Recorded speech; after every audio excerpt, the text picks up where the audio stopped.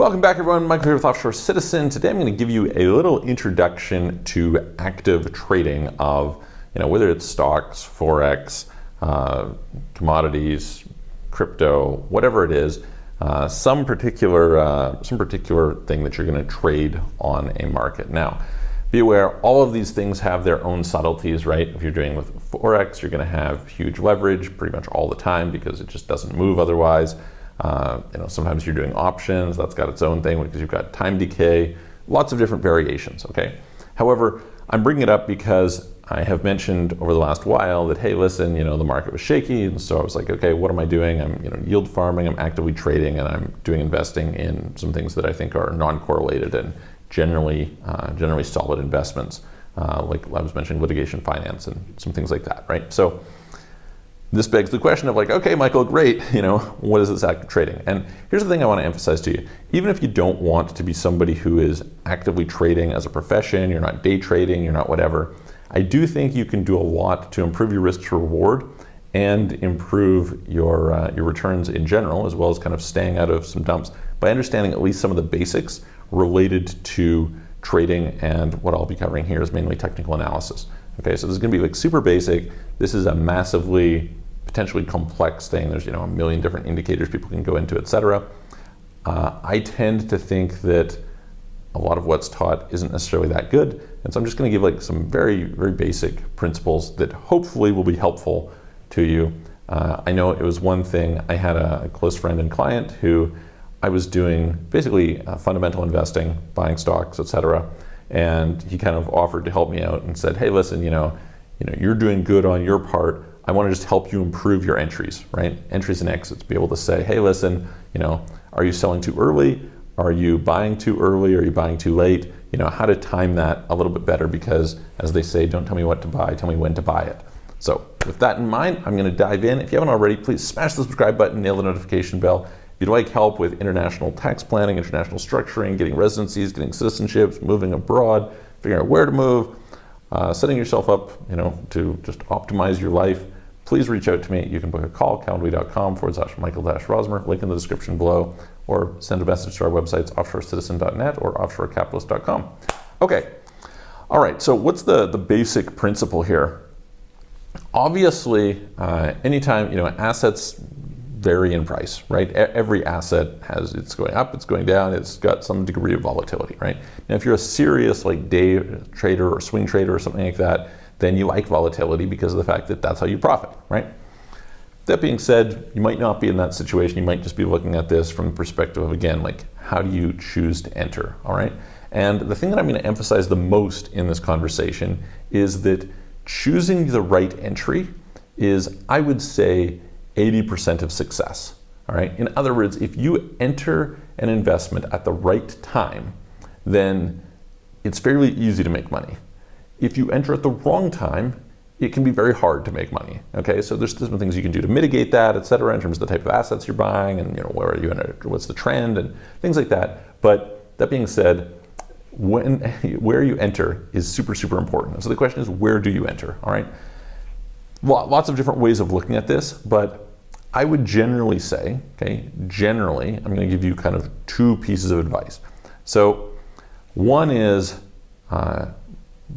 trying to go against the trend tends to be risky. Okay, there's this expression, don't try and catch a falling knife. All right, it can be very brutal. I would say that that's somewhat true, but I actually do really well on reversals. Okay, probably that's an area that I find strength. Now I'm going to give you again in a minute kind of some general tips that I look at in terms of how do I pick those? Okay. The other thing that you can kind of say is you can say, well, the trend is your friend, right? So it's definitely easier to make money buying into an uptrend than trying to play a downtrend. And of course you can short, right? I'm going to assume that if you're shorting, then it kind of flips it. So what's down is actually up and what is up is actually down, okay? So you can do this. You can actually when something's having a heinous downtrend, there's going to be little bumps and you can pick those and buy them and grab little 0.5%, 1% gains along the way, depending on the volatility of the asset. That being said, it's really risky, it's quite hard, and so generally speaking, I would say avoid it. If you just want to do the best, say, hey, listen, I'm going to buy when we're in an uptrend, all right? This being said, the risk that you have is buying at a time when the trend is reversing, okay? So it's all well and good to say, hey, I'm buying into an uptrend, but you know, it could have just been flying and you're like, oh, hey, I need to jump in, and you FOMO in, that's fear of missing out, and you know, then it goes down and you just got obliterated, okay? So you don't want to do that. So even if you're in an uptrend, my advice is always to enter at a time when when it's down, okay?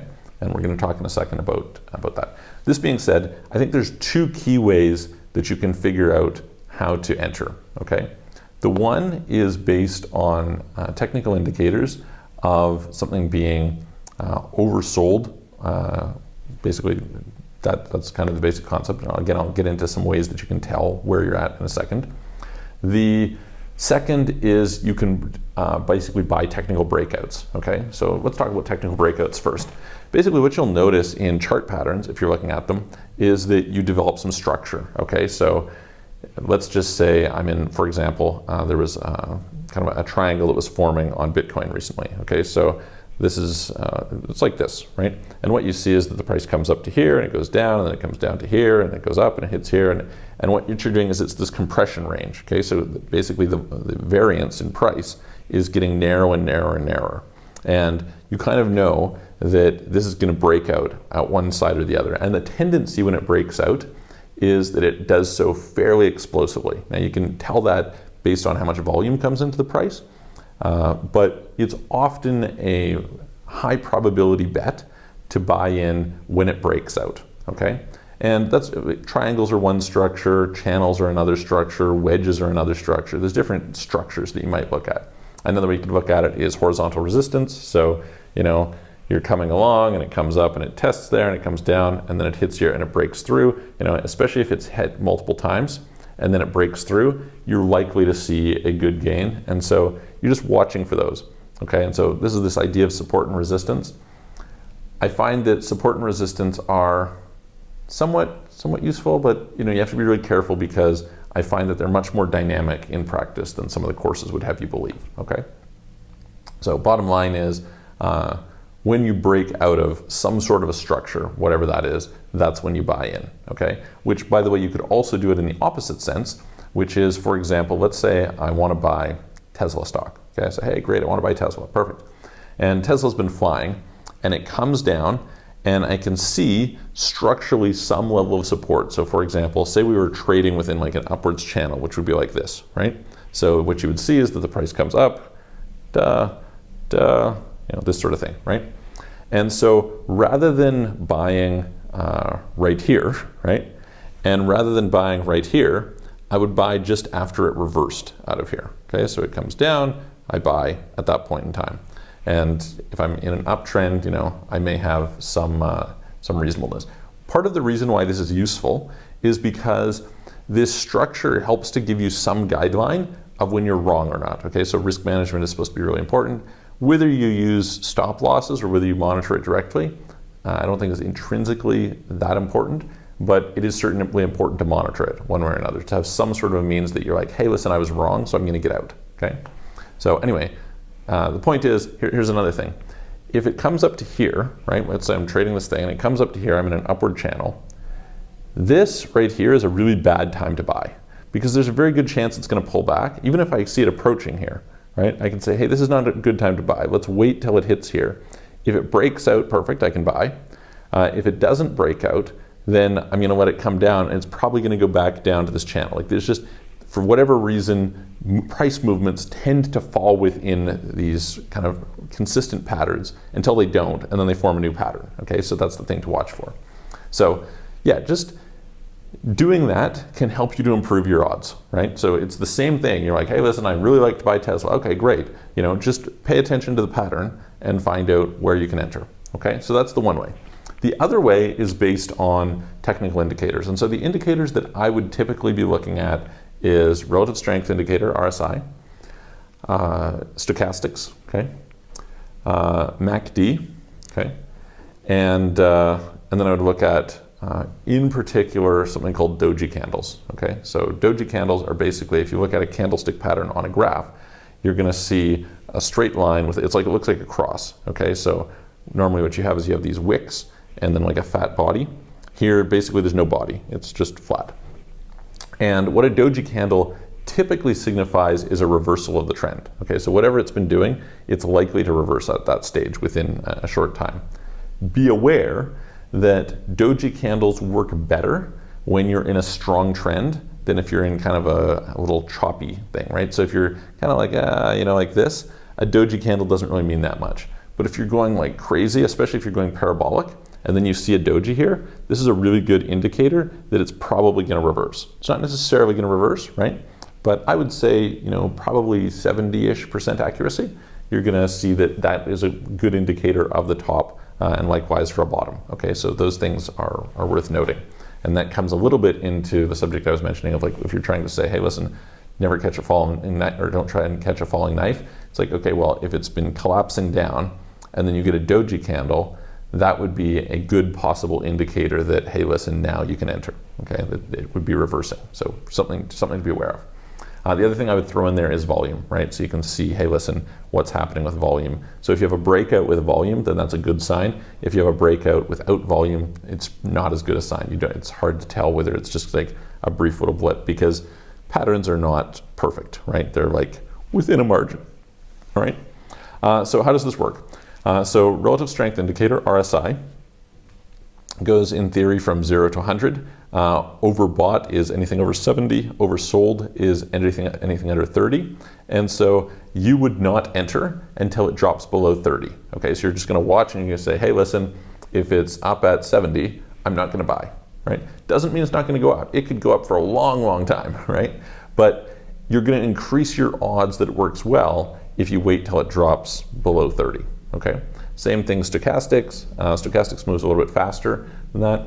So if I buy in, I'm typically going to try and time my selling to sell out when stochastics are at the top, and I'm going to try and time in my buying when stochastics are at the bottom. Okay, that's the basic general concept here. Okay, so that hopefully gives you a little bit of help. Now, please be aware, these can vary a lot by time frames. So if you're looking at a 1 minute chart, they can be totally different than a 5 minute, which is totally different than a 15 minute, which is different than an hour, which is different than a 4 hour, which is different than a 1 day, which is different than a 1 week, and so on.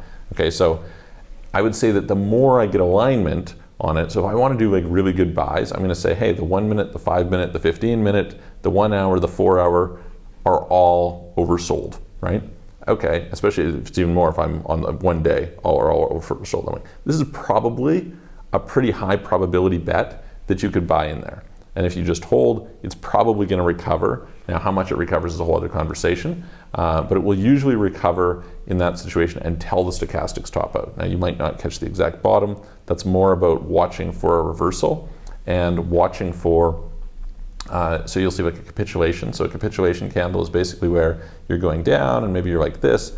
It's kind of like a gradual thing. Maybe you've got, and then it'll kind of crash and you'll see that the volume spikes. Okay, so very often when the volume spikes, that's the bottom. Okay, so it's like, okay, great, volume spikes. And then what I'm looking to see is I'm looking to see on the next candle that there is some kind of a reversal, meaning I basically had red and then I have green after volume. Okay, so that's like a reasonably good indicator. If I'm oversold and stochastics are bottomed out, etc., that's probably a good entry point. Okay, so you're just watching for those things. And if you wanted to, if you were like day trading it or swing trading it or something, then you would sell after, whether it's 1% or 5% or whatever, right? Something, again, typically looking to get stochastics to be topped out. The other thing to add in there is the MACD I was mentioning for you. Okay, so in the MACD, the main part that I look at is the crossing of these two lines. So you're gonna have these two lines that go. When the lines cross, that indicates a reversal of trend, okay? So why do I say this? If I see that it has dropped to oversold, okay, so something's gone down and suddenly it's oversold, this would normally be a good entry point. But if I see the MACD is crossing over so that it's going from a positive trend into a negative trend, then I probably am not going to enter at that point in time, because that's likely that you're going to see some continuation to the downside and you can buy a little bit lower, okay? On the flip side, the opposite is true, where if it's reversing to the positive, then that's going to be a good sign that this is probably going to be a longer term trend that I can carry out further. Okay. The probabilities and kind of the variant or the movement, size of the movements that you get will tend to be greater based on longer term time frames than on shorter term time frames. Okay. And yeah, that's probably like a good little synopsis for you of just some of the basics around trading, figuring out how to do better entries than just randomly timing it. Okay. And yeah, if you just honestly, if you take those indicators and you're just diligent and you stay on it and you manage risk well, what does this mean? This means that the moment that you know you're wrong, you get out. And here's the thing, you also get back in as soon as the indicators are solid. So the worst thing that you can do is hang on to a losing position. That's terrible, right? And then the second worst thing that you can do is be greedy and try and hold on past when the indicators tell you. Now, it's true that, say stochastics can top out for quite a long time and you can go for a long time. But that being said, when the indicators are all telling you, hey, listen, like this is probably topped out, you should get out. And you should say, hey, listen, maybe I've just seen the sign of a doji, right? So I bought in and it goes up and my stochastics go positive and all of a sudden I see a doji. This is a good sign, like, okay, let's get out. Let's pull it back and, we can get in. If you just follow like that very basic set of principles, you can do pretty well, okay? Pretty well. Certainly it can improve your probabilities as opposed to just saying, holy shit, I'm FOMOing in. So your basic mental model is to say, hey, I'm only ever gonna buy after it dips. Might be that it dips on a 1 minute, a 5 minute, a 15 minute, whatever it is that's working for you. But you're not gonna buy when it's up because if you pick your entries right, it's easy to make money.